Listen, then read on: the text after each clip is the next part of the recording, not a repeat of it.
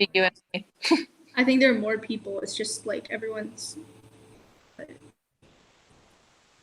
Okay, streams ended. Oh, okay. Yeah, it ended.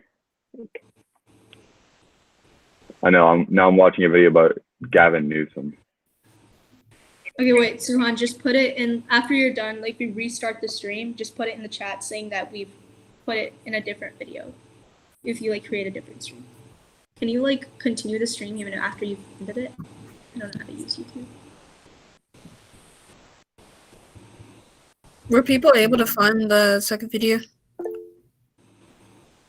Yeah, I mean earlier. You mean? Mm-hmm.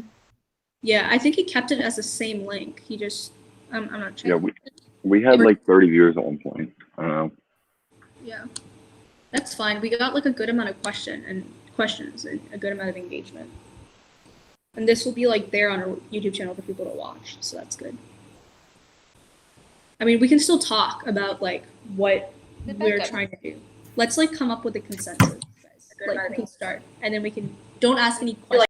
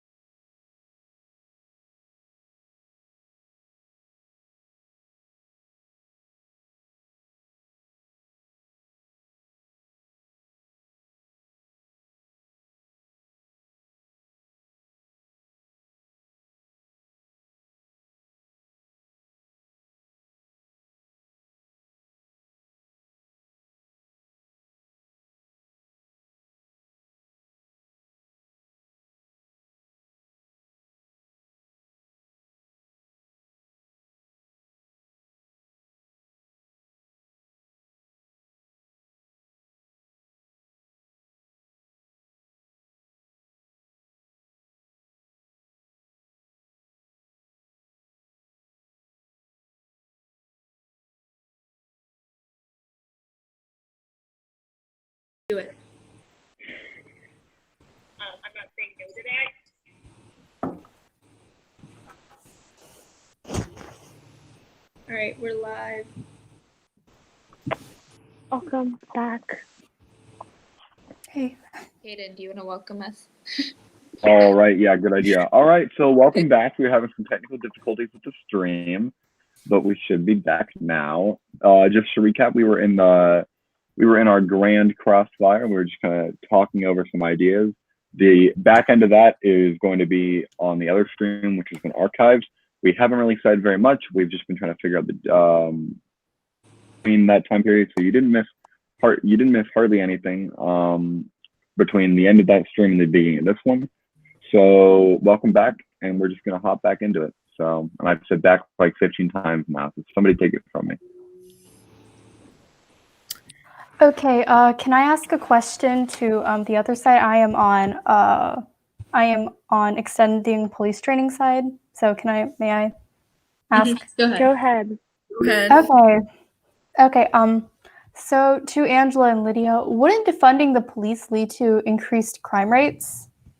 I'm going to take this one to start off, and Lydia can build off after. So I think a lot of people, a lot of our viewers also have the idea that if we just defund the police, right, the police are important people in our society, and if we defund them, then that will lead to them not being able to do their job correctly, right? I want to start off by bringing us back to our the statistic that we used in our presentation. So first of all, 9 out of 10 instances of 911 calls and 9 out of 10 times that a police officer is needed at a scene, it's for nonviolent issues. So those are instances where the police would not need to use a gun or handcuffs, maybe even would need to use pepper spray or tasers or any type of extensive force in any case.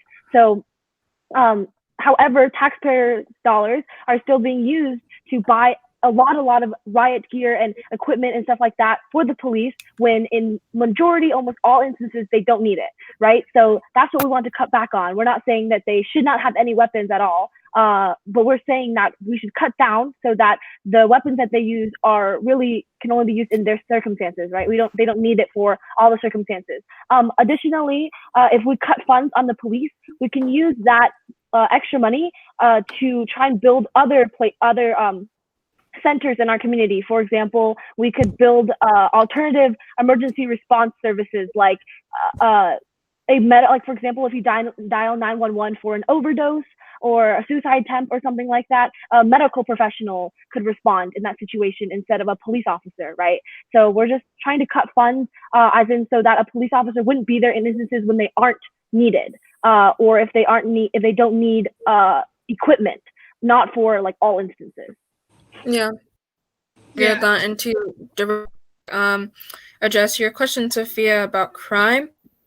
Right now, what we're paying for in our police budget is over policing. We're not paying for just policing, and we're definitely not paying under policing. And so, crime rates would still go down. They have been going down in recent years in Raleigh, at least, and crime would still be addressed. But I guess our main problem here is that there is an over-policing effort to address crime, which disproportionately affects communities. If you were just policing or policing justly and fairly, then that would be acceptable and would require less funds. And so I don't think that crime would rise. In fact, I think that crime might actually lower if they're paying attention to all areas of crime instead of over-policing and using their extra funds to over-police in only certain areas of the city. Yeah, I totally agree with that. And so another question I have for you guys is that I addressed this before too, like instead of completely defunding the police, why don't we just reallocate those unnecessary funds towards like more necessary, put them towards more necessary channels, right? So how do you guys think we can, like, based on the numbers and statistics that you guys have given, like, what do you think we could do with that money, that instead of defunding them within the police training force? Like, you guys talk about like health programs and stuff. So how much of that money that we take away should be given to those health programs? And then how much of that money, if you like think necessary, should be put towards training? Angela, you want to start off? Yeah, so first of all, I want to say that's a good question, but I think it really also depends on the specific area, like the specific city or state. For example, I think maybe in places like New York or New York City, where there's higher crime rates, I think that would be places where I think police training would be needed, and more budget would be needed to put into police training. But I think in other places where crime rates are low and there's very little instances where the police are needed to solve violent crimes or violent instances, then I think we can take more funding away again and use that to other things and not training. And we think to use that money, it doesn't have to be just for, it can be for mental health and for health professionals and stuff like that. It can also be used to other places in our community that are underfunded. What we believe that places like education and stuff like that are underfunded in our community. So we can use funds that in the police department to try and fund underfunded places like education. Right. So within the general argument of police training, it may be way more useful in other areas. Most of our statistics were from Raleigh specifically, and so if we're looking at the Raleigh Police Department, we think those funds can they don't need to be used in police training. They could simply go to other systems here. Okay, so like my question is, if we were to like defund the police, or like, and I agree with that, they're more prevalent, important issues, but we could still use even like a little bit of the money to kind of try to restructure our police training program as much as possible. So would that be like a viable solution? Like, would that be possible in today's like circumstances, like with coronavirus and everything happening, like after this pandemic is over? Do you think we're in the position to actually follow through with either like defunding the police or taking money away from certain police programs and putting it towards training? I think For everyone, anyone and everyone. Yeah, I think that after COVID-19, I think that's a good plan and a good decision. I think we can agree on that. I guess what my side is also worried about is making sure that these funds are being used for that and that they don't go back into the systems that we've already seen don't work. And so if this was a state police program or a state training program or had some type of authority to govern these funds and take them totally out of the hands of the city, then that would be more of a viable solution. But we want to make sure that the city can not use the money to their own advantage and to over police within their own communities.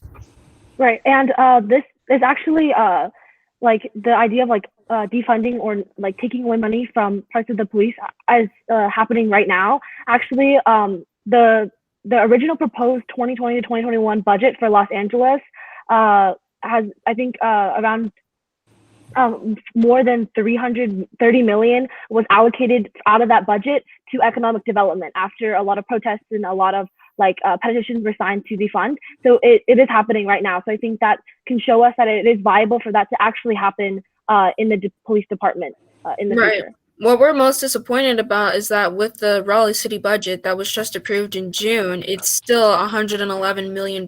It's practically the same amount of money that they spent last year. There was a $2.8 million budget. So there was a $2.8 million budget that was going to be added to for training, and they decided not to do that. Except then they also didn't take any money away so that they can continue funding the practices that we've seen had the problem, And so that's why we think defunding has to happen, because Raleigh City Council had a chance for training and they declined it. So in that like, sorry, go ahead, Sophia. Yeah. No, go ahead. You can go ahead. You sure? Okay. Yeah. So like in that instance, talking about like how citywide police departments rejected or refused the idea of additional training. So if we were to like whatever solution we come up at the end of this meeting, who do you guys think should be in charge of like taking that up? Would it be the states? Would it be the cities? Or would there have to be some sort of like coalition between the two? Like what would be the best way to handle this? And I think this is something we can answer later, maybe just something to keep in mind, unless you guys have an answer now. Yeah, I think that's something we can like all keep in mind with and discuss that at the end when we want to propose a solution together. But I think a little bit is like when we cut funds and something like that, I think at least a portion should be placed like prioritized on cities, because like other thing we want to build is relationships between communities and the police, right? So if we place priorities of like police involvement, stuff like that upon the state, I think that like, I mean, if we just, well, better way to phrase it is if we place more priority on the cities, that can allow for there to be like more direct involvement and like trust between police and communimies. Right. But, yeah. I think Sophia want to say something? Oh, you're good. Oh, okay. Sorry. I'm sorry. So one thing I wanted to say kind of in support of what my side is arguing for is that Of course, it's understandable why the other side is very focused on guns, because guns are a very big problem in the USA.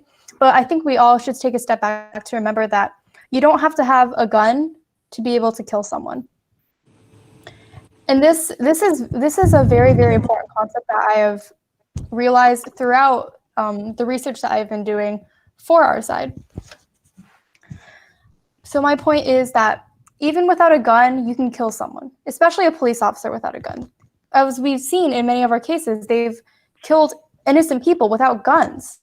That's why we think that we should focus more on education of ethics and how to actually the proper way to detain someone. And we should put more education hours into that instead of just completely defunding the police. Personal opinion. So yeah. I think that's a great point.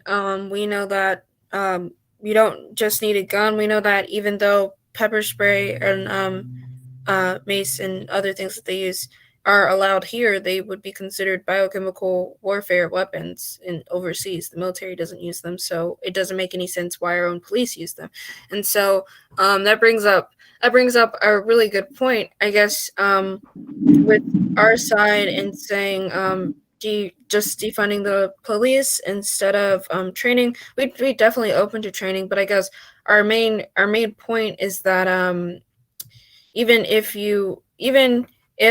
you train somebody how to use a gun properly, even if you train them and ethically, like this is how you're supposed to behave as a police officer, you're still giving them that choice if they still have the funds. If they still have the funds and you teach them how to act ethically, and you put it in themselves, then when you send them out of the training academy, you would just have to trust, even if they have a gun in their back pocket, even if they have pepper spray, they have the ethics not to use it. And what we're saying is, if you give them that choice, we're not confident, and even with the training that they have, that they wouldn't harm anybody. And so if you remove that choice from them, you remove those weapons and everything, and possibly give them that training, then they don't have the choice to hurt anybody with those weapons. So Lydia, what I'm hearing is we should remove weapons from the police officer's personal self, at least patrol officers, which I think could definitely be a viable solution.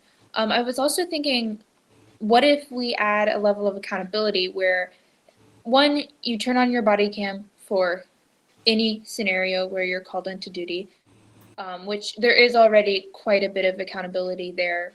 You have to turn on your body cam for certain situations, but we change it to cover everything. And then you also have to file a report. This is what happened. This is how I handled the solution. This is what resulted from it. I think in our research, I think Sophia found some resources that were saying certain cities use this report filing, and it seems to work. Their level of police brutality has gone down since they started using a reporting system. And I mean, if an officer knows he's going to have to file a report on his actions or her actions, then there is a level of, oh, do I really want to have to write down that I did that? I agree. Right. So, so Same. sorry to interrupt, but we have actually reached 5 o'clock. The time has kind of just flown by. So, yeah. So I think for the sake of time, we are definitely going to keep having this conversation. We're going to keep having this discussion off stream. This is just phase one. There's 3 phases. And if you'd like to learn a little bit more about that, you can check our website. But we are still going to be working on this, and we're going to be pouring a lot of time into this.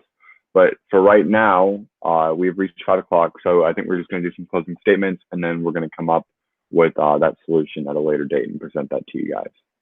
So who would like to go first for their closing statement? I think wait a minute on mute. All right. We can go. How do you guys feel about that? All right. Yep. Sure. All right. So I can say a little something, and then you guys can go ahead and add your stuff.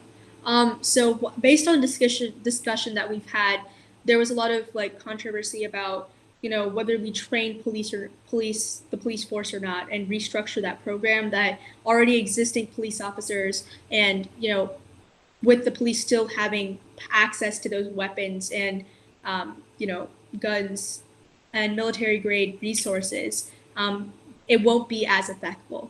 But one thing I do want to say is that if we can come up with kind of find that middle ground, come up with a solution where, and this all depends on the time frame, right? So where defunding the police seems like the most reasonable solution because it seems to have the most effect, be the most effective and impactful. But we have to also keep in mind that we shouldn't ignore police training. Like maybe now might not be the time to address that, but as soon as we've dealt with the pandemic, we have the resources to focus on police training and put resources and money towards that we should definitely take a step towards doing that. Because I don't think that should be ignored, especially with new incoming officers. Every year we get a new influx of officers. And the more years that pass by, the more officers that are, joining the force without this restructured training that needs to happen. Suhan, we All can right, see and- your screen and it's not the Google Meet.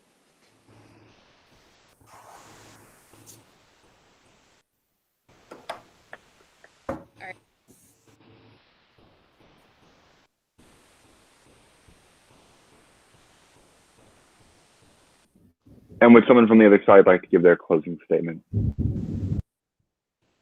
Angela, do you want to do it or can I do it? Oh, can I?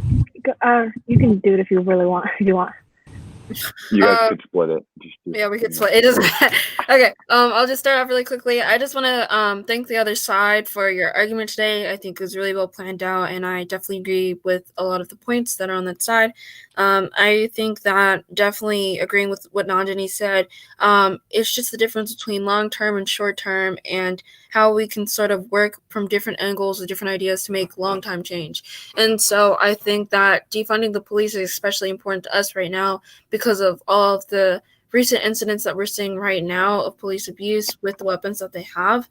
And so I think that it's really important to make sure that our marginalized communities are not over-policed, and I think that it's important to keep racism in mind when talking about this discussion with policing and law enforcement reform. And so, Angela, you can go ahead. Right. I just wanted to add, I think there's a lot of stigma around defunding the police because it's oh, you're getting rid of the police and stuff like that and abolishing the police. But really, we're not. When we say defunding the police, we also can bring in other factors like training the police and stuff like that. But just one factor we want to focus on is that taking away some of the funds from the police department, which is not, by the way, reiterated, is not taking away salary from the police, right? We respect and appreciate their important job in our society, but we believe that they have a little bit too much funds, and that fund can lead to beliefs of too much power and stuff like that. And additionally, it can lead them having so much equipment like guns and pepper sprays and riot gear and all that stuff, when in 9 out of 10 instances they don't even need it at all. We'll just use a lot of taxpayers' money for instances where they don't need it, right? So we can use that funds in a better way to fund places that actually really, really need that money, right? That's what we're saying. That's what we're trying to focus on more. So defunding the police, we're trying to solve this issue not by abolishing the police, but just to take away some of those funds. We can use other methods like finding that middle ground with the other team of training the police, right? We can defund a little bit, defund, and also bring in factors of training as well. All right, thank you. And then I'm just going to open it up right now just to anybody else that if they'd like to say anything, add some final words, just please go right ahead. I just like to say I am looking for a middle ground and continuing our discussion, because obviously these 1.5 hours was not quite enough to find a really good solution. I wanted to say I also agree with Lindsay, and I hope we can come up with a good solution, because I think we can both agree that both of our ideas and both of our methods will definitely take time and a lot of patience, and I hope that we can come up with a good solution together.